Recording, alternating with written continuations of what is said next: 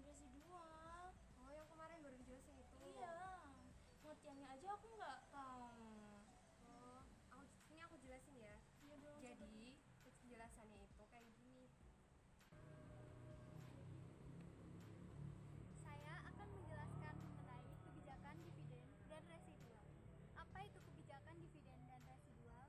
Jadi, tipe kebijakan dividen dan residu adalah dividen yang dibayarkan hanya apabila ada laba yang tersisa setelah perusahaan melakukan investasi. Namun, apabila laba yang dihasilkan kembali diinvestasikan dan tidak ada sisa, maka tidak ada pembagian dividen. Ini artinya dividen yang dihasilkan akan digunakan untuk investasi. Nah, setelah investasi dilakukan dan ternyata masih ada sisa laba, maka laba tersebutlah yang nantinya akan dibagikan dalam bentuk dividen. Nah, biasanya kebijakan dividen dan residual ini sangat digemari oleh para investor jangka panjang. Mengapa? Karena si investor tidak terlalu mengharapkan adanya pembagian dividen, namun mereka lebih mengharapkan adanya perkembangan dalam perusahaan. Adapun rumus kebijakan dividen dan residual adalah sebagai berikut. Rumus jika perusahaan mengikuti kebijakan residual yang kaku adalah sebagai berikut.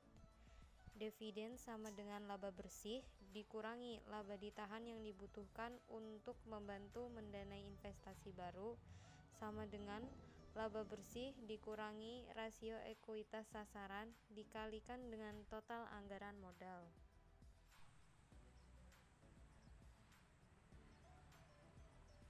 Menurut teori tersebut, maka manajer keuangan akan melakukan hal-hal seperti berikut.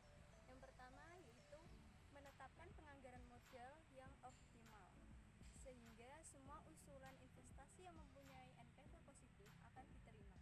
Yang kedua yaitu menentukan jumlah saham yang diperlukan untuk membiayai investasi baru dan menjaga stabilitas struktur modal yang ideal.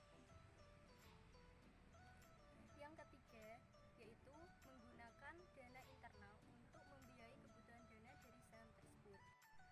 Yang keempat, membayarkan dividen jika hanya ada sisa dari dana internal setelah semua usulan investasi yang mempunyai nilai NPV positif telah didanai.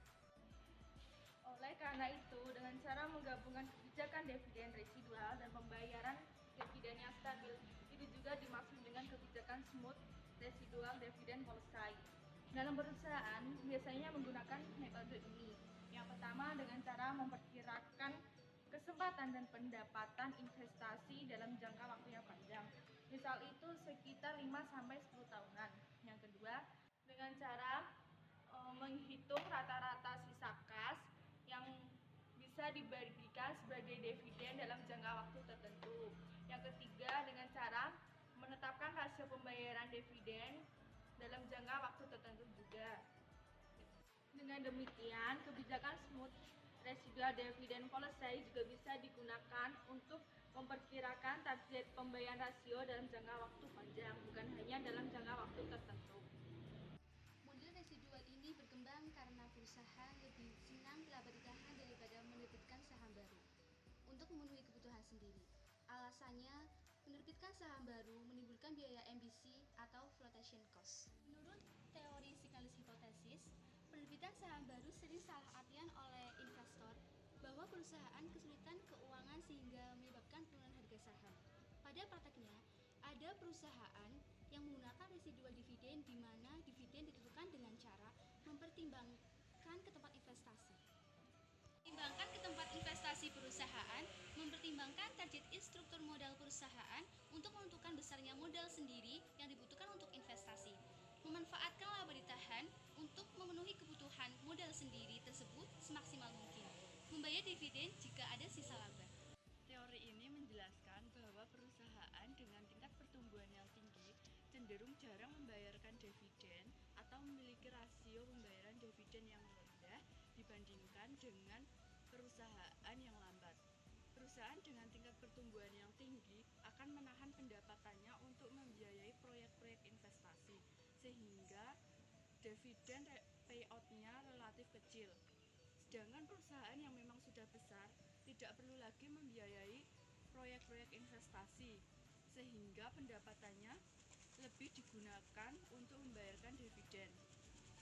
Model ini sebaiknya jangan digunakan secara kaku untuk menetapkan dividen secara year-to-year basis. Biasanya digunakan sebagai penuntun untuk menetapkan payout rasio jangka panjang yang memungkinkan perusahaan